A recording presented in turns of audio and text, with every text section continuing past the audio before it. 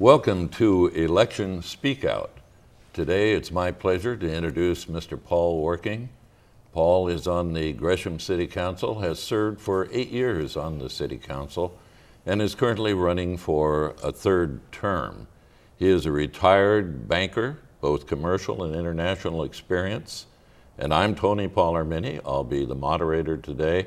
And I'd like to introduce Xin Wen, who is a senior at Centennial High School and is the chair of the Gresham Youth Advisory Committee. Xin, you have the first question. Yeah. So, Councilor Working, this is going to be your third term or two running for re-election. What were some of your significant accomplishments, like the first 2 years, and where do you see the city of Gresham going in the future? Thank you.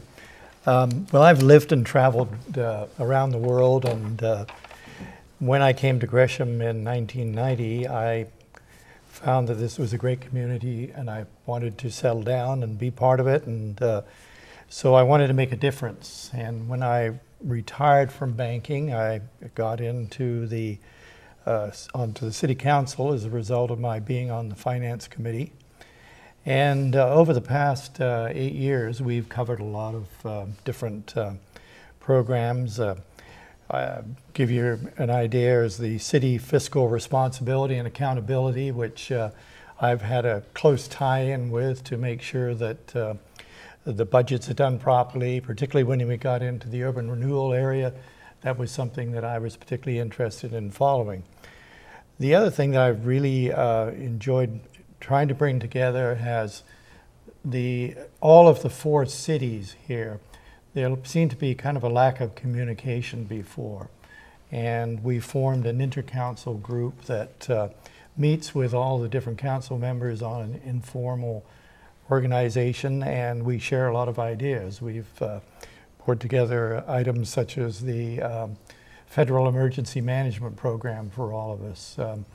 We've just done the roads review working with Metro Council. The other thing that I'm particularly proud of is that the change in the city as a result of the culture there, which has been brought on by the city manager, with a different attitude towards our citizens, that citizens are now customers, and we treat them accordingly. And I think the staff and people are now more responsive to a lot of the questions that are asked, or if they have difficulties, they can very easily come to us, and they know that. As far as the future is concerned, Jin, we are looking at the budget problem, which is going to be a very serious situation. I'll talk to that later. But I still want to continue to reach out to the community. I think that in a city of our size, now the 4th largest in Oregon, that we need to bring in other districts in the city. I know that from my walking in the community, people in the outlying areas just don't seem to feel that they're part of the Gresham community. And that's one of the things that I want to do, is go out to the neighborhood associations and also to pay particular attention to some of the outlying areas to encourage them to be participants in there. Paul, you've had extensive business experiences as a banker, commercial and international. How has that business experience helped you in terms of making some of the fiscal decisions that you and the council have had to make during these lean times? Well, it's the skills that I had in banking and over the years, I think, were transferable skills. I must admit, when I joined the Budget and Finance Committee, that I found it a slow learning curve because of the difference in the accounting systems between the city government or federal government accounting period and the normal accounting practice that I was used to using when I was looking at loan situations and that. The limitations that were placed on the funding of certain designated funds within the city for wastewater, for sewers, for that, the money that could go in there could not be transferred to the general fund. So we're basically working with one fund, which was to cover all of the major services such as public safety, fire and police, and parks, and then to a lesser extent some economic. There's been a number of, particularly going back to the urban renewal, there has been some very complicated financing. I was participating in the financing that put the building together for the Human Solutions, which was extremely complicated.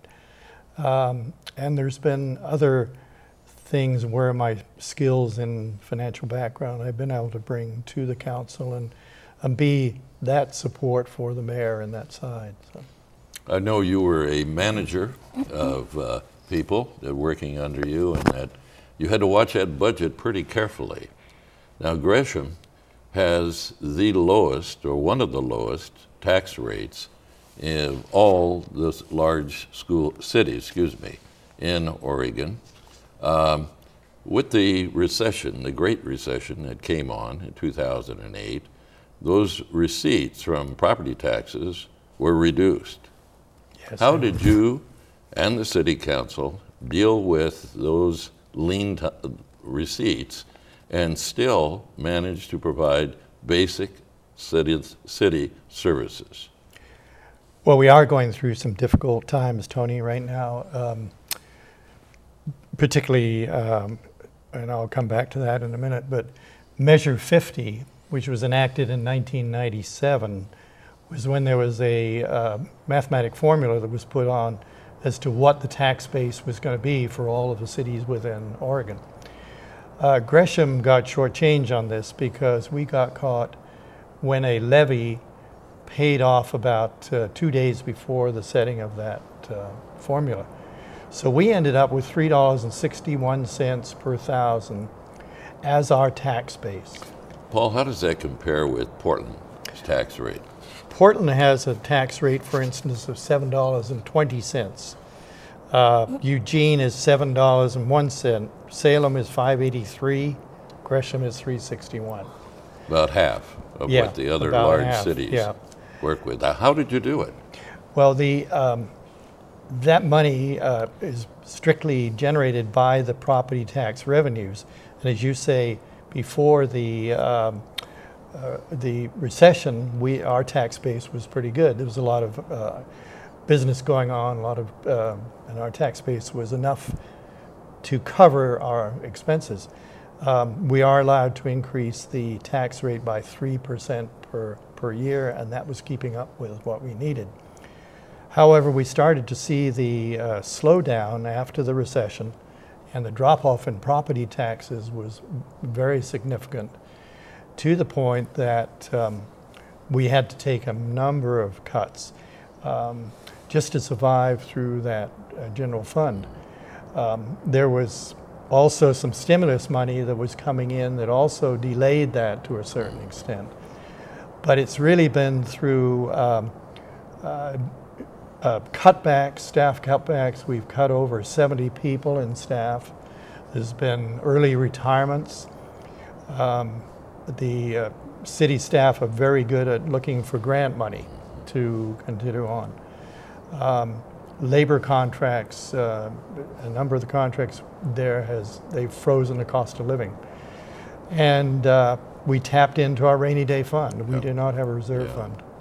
Well, there have been a lot of cuts. I know that, and people have been making money for the city through grants and stimulus funds. Yes. In the few minutes that remain, what do you see in the future? Well, what's going to come up? Are you going to continue to maintain providing services? We have to do something. We've realized that. The mayor and council have decided that there will be the imposition of a $7.50 fee, which would be added on to water bills. We've run a number of town halls to tell people about this and to get the reactions. There's been a lot of good ideas backwards and forth. The council is going to meet again and look at all of these suggestions. Certainly the people who can't afford this at this stage will be working something to help them. There is an emergency fund that's available. Okay, so you feel that the cuts have been made, the stimulus funds are drying up. Yes. And there has to be something done to continue to maintain police and fire services. Shen, do you have a question in the last minute that we have remaining?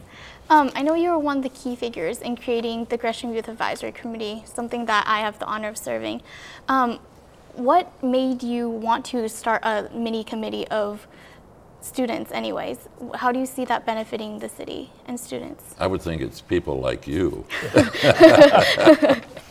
Well, one of the things that I noticed on the council, in being on the council, was the lack of youth input into the city council, particularly a number of things, whether it be the sports park or the skate park or the BMXs or just in general advising us what was going on in the city. And as a result of that, I was able to get an ordinance through that created the Youth Advisory Committee.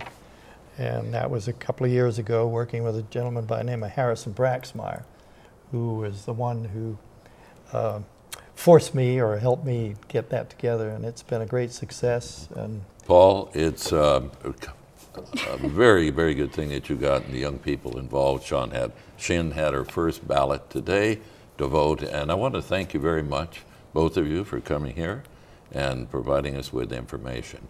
If you'd like more information about Paul's feelings about certain issues, look him up on his website, www.paulworking.com. That's working, WARRKING.com. Thank you very much.